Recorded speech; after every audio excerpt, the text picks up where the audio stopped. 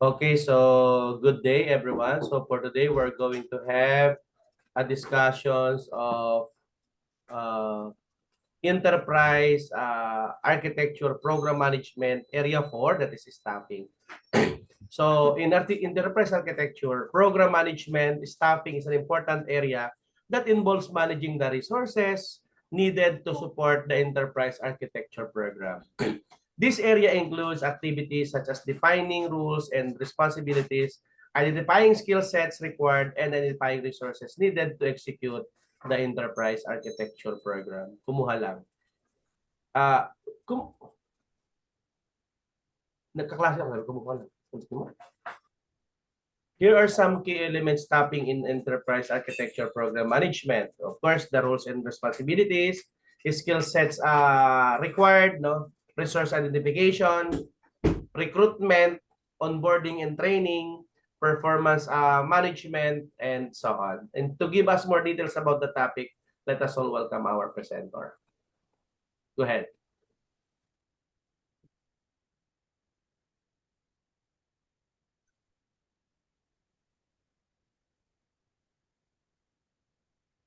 Hello.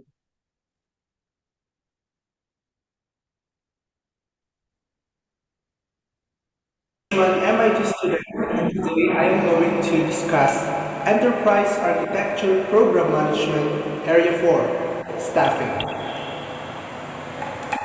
So the gist of my topic will be first, fundamentals of enterprise architecture.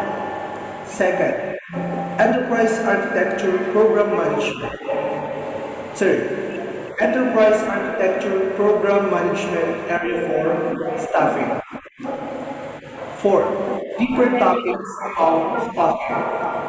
And finally, the summary of the whole content. So without further ado, let us start. So the fundamentals of enterprise architecture. An enterprise architecture is a conceptual blueprint that defines the structure and operation of organizations. The intent of enterprise architecture is to determine how an organization can effectively achieve its current and future objectives. So basically, it is a conceptual plan or written standard operating procedure for organizations. It is a strategy of the current and future growth of the company. Enterprise architecture involves the practice of analyzing, planning, designing, and eventual implementing of analysis on an enterprise. Enterprise architecture helps business going through digital transformation, since enterprise architecture focuses on bringing both legacy applications and process together in an attempt to form a seamless environment.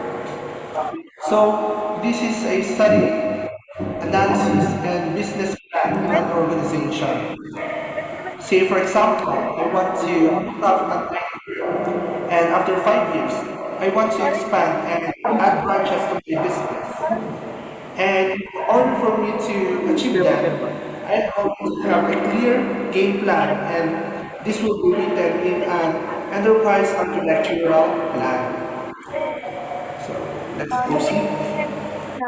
The use of enterprise architecture frameworks rose in the response to increase in business technologies during the 1980s, when a need for a way to respond to rapid technology growth was integral to business strategy.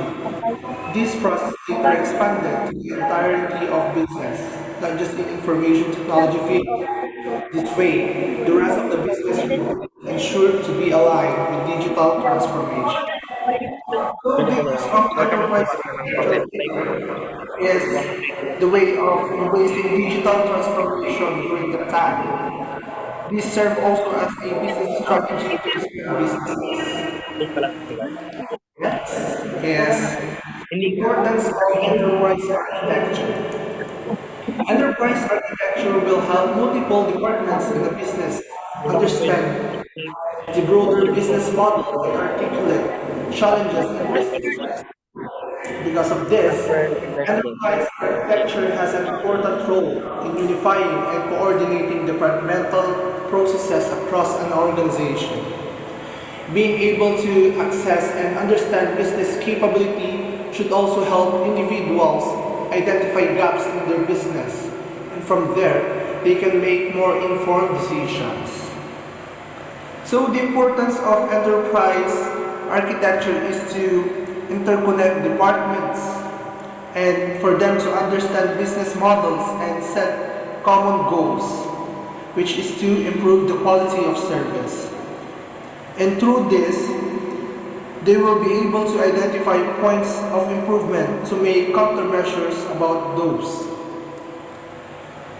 So next, the benefits of enterprise architecture. So it improves decision making, it eliminates inefficient and redundant processes, it minimizes employee turnover, it improves adaptability to changing demands or market conditions, it optimizes the use of organizational assets, it makes it easier to evaluate architecture against long-term goals, it can help with the unification of processing information technology, it facilitates collaboration with project management, it supports organization changes for redesigns and reorganization. It can give views of information technology architectures to those outside of information technology. And lastly, it can help simplify finance teams.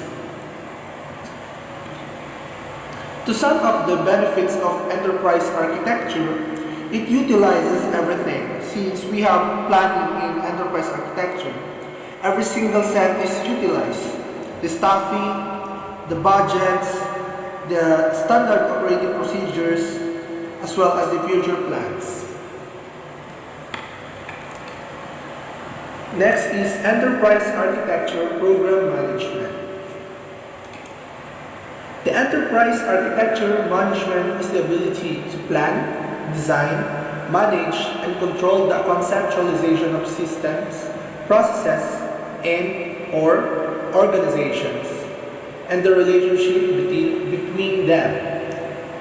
The conceptualization may be layered to represent specific types of relationships.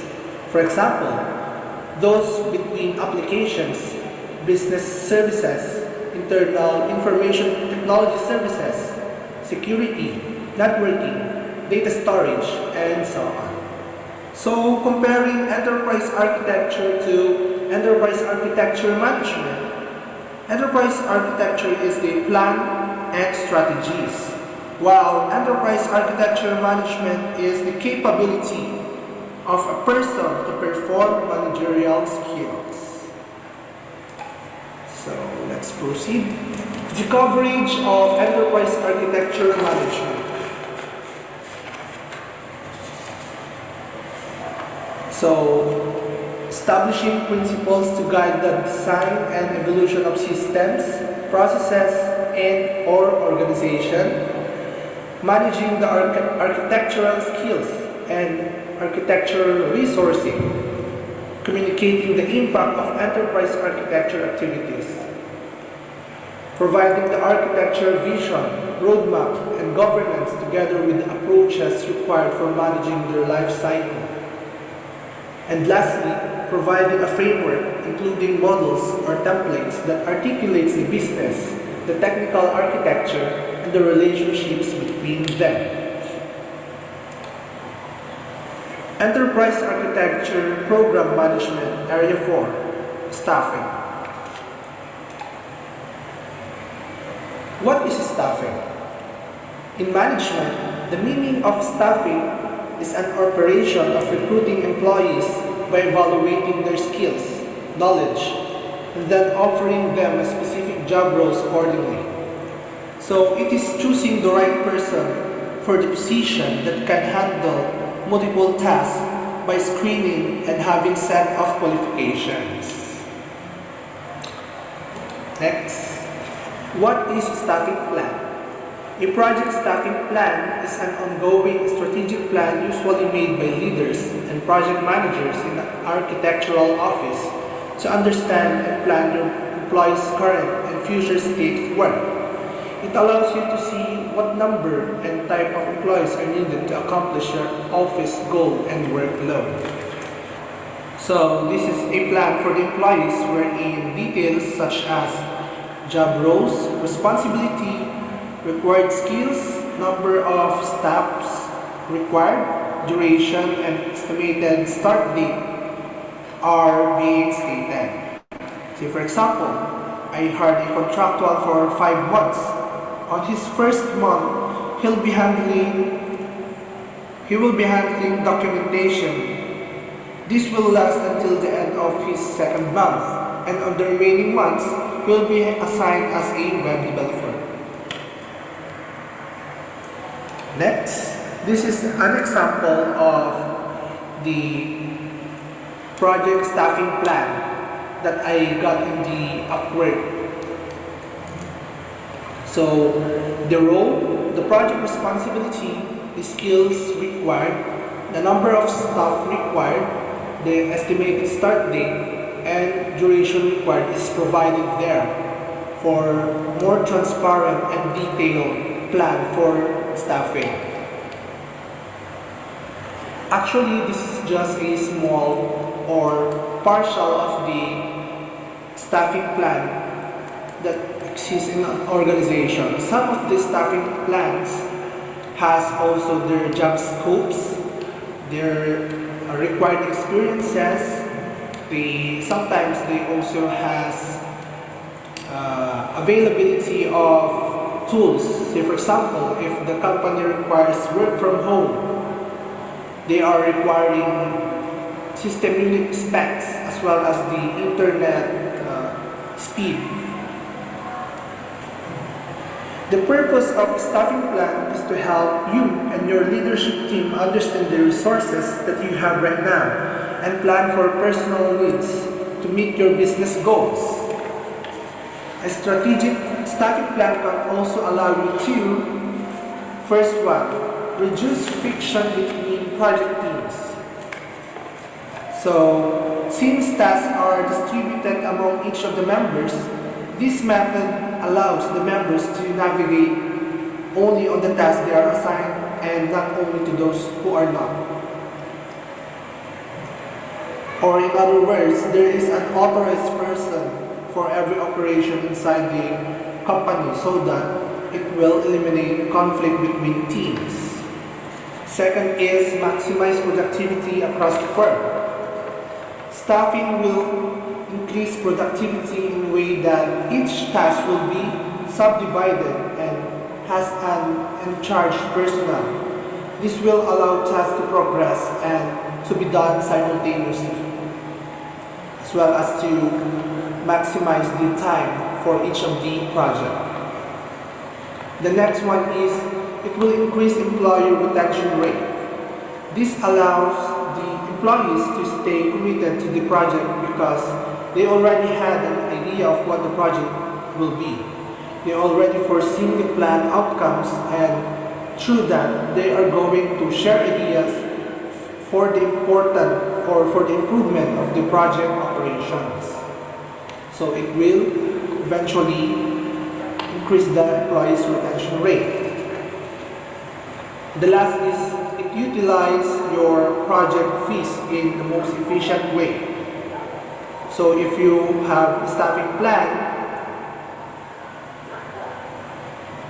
it will help in utilizing project fees in the way that if plan is existing, there is a specification of qualified in the position. This eliminates choosing and experience employees that will lead to waste of time and budget. So, or in other words, this avoids job mismatch. Next is how to calculate staffing needs. There are three methods in calculating staffing needs. First is trend analysis. If you are on an established firm, you can apply historical data within your firm to forecast project trends and their necessary staffing requirements. This is typically what architects use since they can generally get a sense of how much time a task will take based on the previous experience. So Trend will help program managers as reference of the past experience of the organization. Through analysis of the previous operations, they can assess points of improvements in terms of staffing. So next is ratio analysis. This consists of using two existing industry metrics such as number of residential projects that usually require a specific amount of staff to estimate future needs by your staff by way of a rule of 3 or ratio. Projects divided by staffs is equal to 2 times projects divided by 2 times staff. So in here, project ratio will help in distribution of tasks and responsibilities among the organization to attain proper and equal staffing. Say for example, I have 2 projects simultaneously and I have 14 staffs. So what will I do is to distribute those members according to the number of projects as well as to their skills. So it makes 7 members in each project. So the last one is competitors analysis. Utilizes a competitors metrics to estimate projects and your staff allocation. Used in cases when internal data is not available or the company wishes to emulate another firm's strategic goals. This is much rarer in architectural firms, but it is a good strategy to talk to other leaders in the industry to learn about what they do if you just got started. So take this as an example. I am putting up a software development team, but since I am new to this, I do not have the data that I need, especially in staffing. So what will I do is to research, to look for the companies that is similar to mine, and look for effective strategies, especially in staffing, and copy them so that my business will end up very well.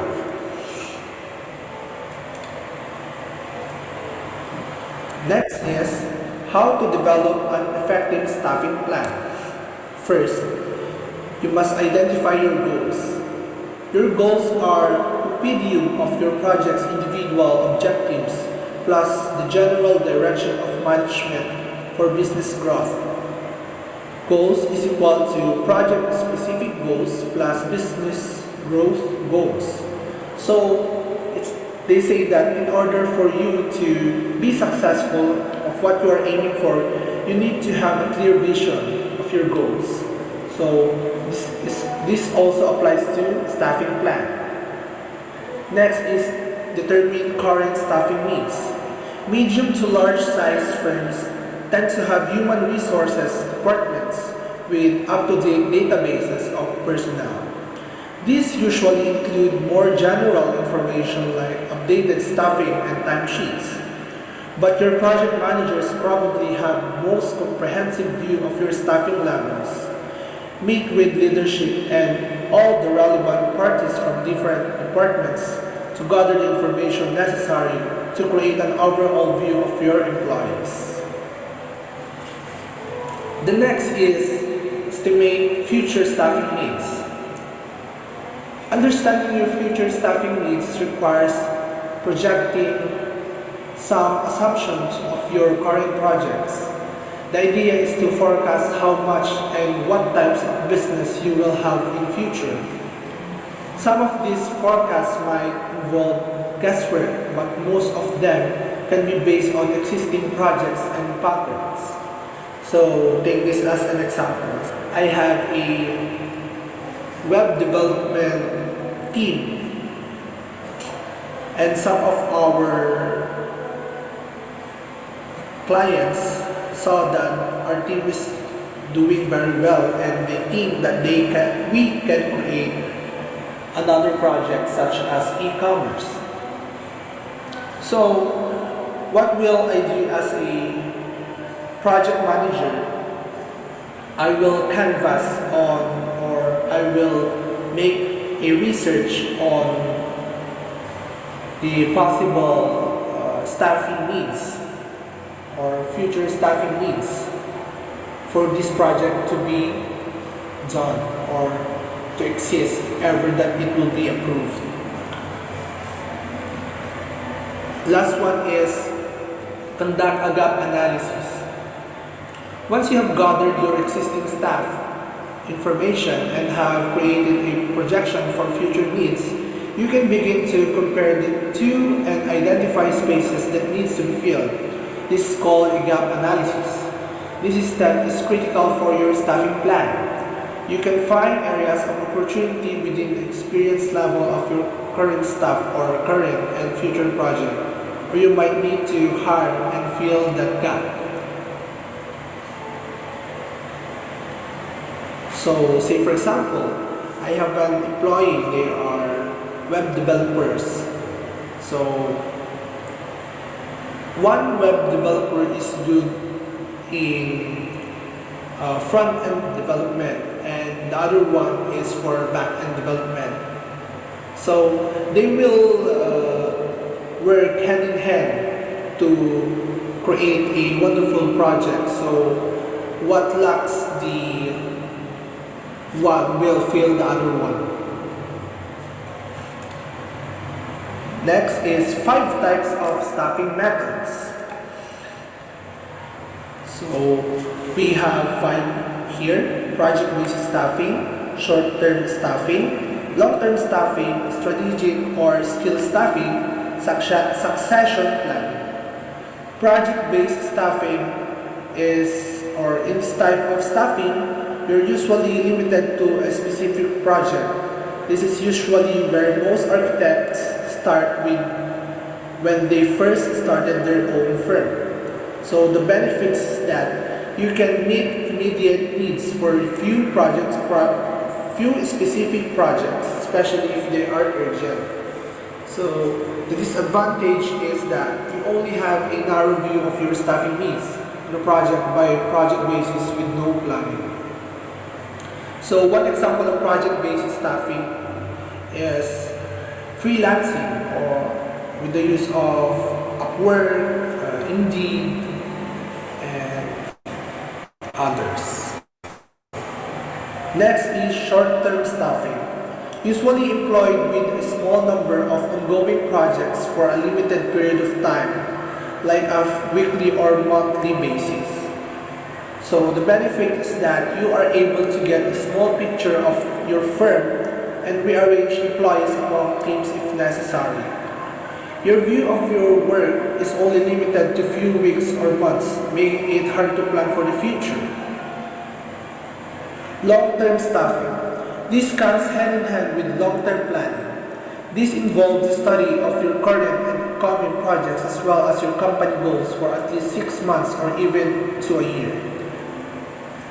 The advantage is that it provides you with the best overview of your staff, time, projects, and planning. So the disadvantage is that it might take more resources and time if you do not have the appropriate data gathered. Next is strategic or skill staffing.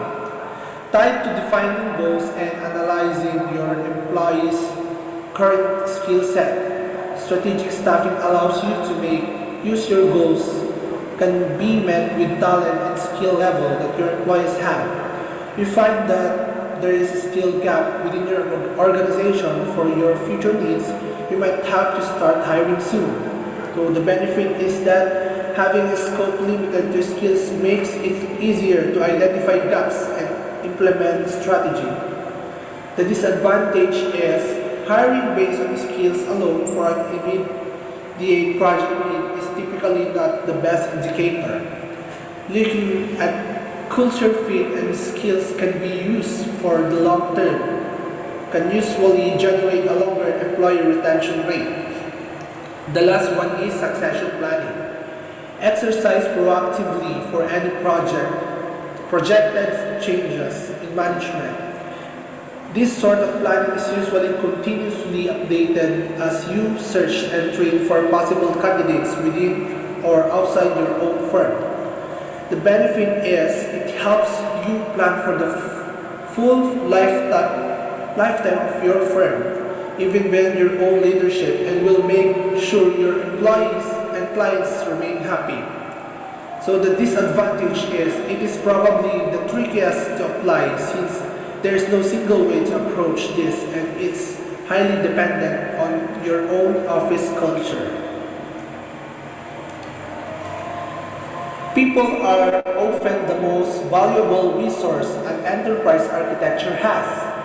It is therefore important to ensure that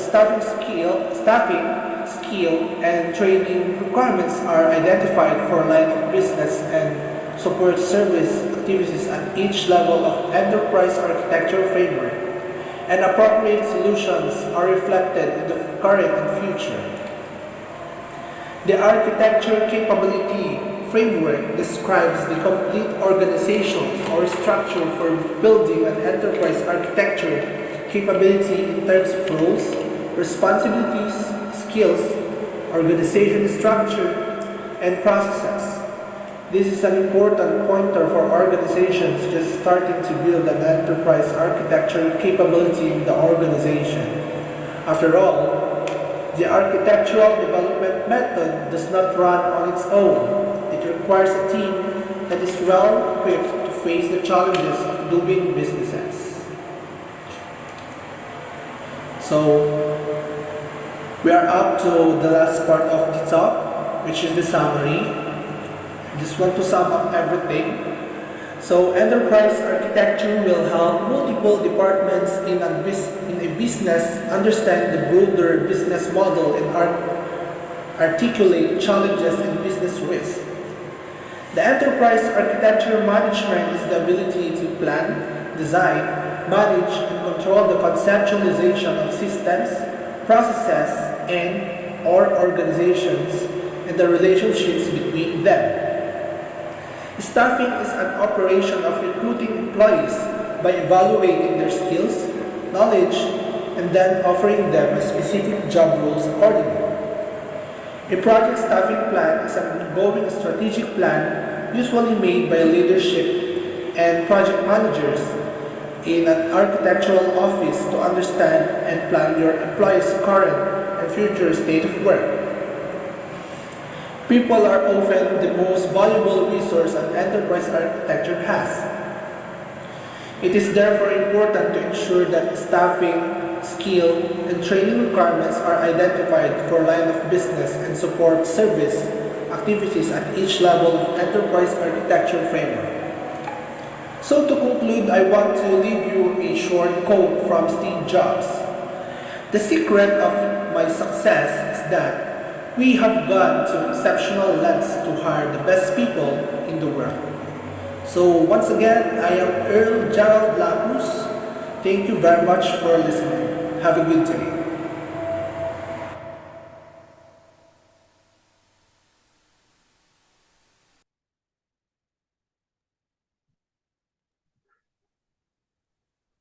Okay, so when identifying personal requirements, it is essential to consider the skill set required for each position. This may involve technical skills like architecture design and modeling, as well as interpersonal skills like communications. Ethical dilemma and ethical. Okay. So again, when identifying personal requirements, it is essential to consider the skill set required for each position. And this may involve technical skills like architecture design and modeling, as well as interpersonal skills like communication, collaboration, and project management. Frequently, a combination of technical and interpersonal skills is required for success in EA roles. So, recruiting strategies. Now, EA programs should devise and implement effective recruiting strategies to attract the best candidates. And this may involve utilizing professional networks, attending industry events, attending career fairs, and utilizing social media platforms. It is also essential to create an employer brand that aligns with the organization's objectives and values and appeals to prospective candidates. Right after hiring, of course, training and development. It is essential to provide training and development opportunities for employees once they have been hired in order for them to continuously improve their skills and knowledge. This may consist of formal training programs, seminars, conferences, and mentoring programs. So by providing employees with ongoing learning opportunities, they can stay abreast of the most recent industry trends and the best practices, which is crucial for effective enterprise architecture program management. Effective performance management is required to ensure that staff members meet expectation and contributes to the overall success of the EA program. This includes establishing clear performance expectation, providing consistent feedback and guidance, conducting performance evaluation, and addressing any performance issues in timely and constructive manner.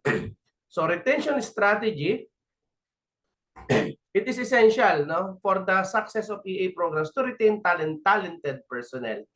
Organizations should develop and implement retention strategies and emphasize providing opportunities for career growth and development, nurturing a positive work environment, providing competitive compensation and benefits, and recognizing and rewarding staff contribution. Effective personal practices are crucial to the success of EA programs. In conclusion, by identifying the required skill set, developing effective recruitment strategies, providing ongoing training and development opportunities, implementing effective performance management practices, and implementing retention strategies, EA programs can attract, retain, and develop committed, talented employees. So I think that's it.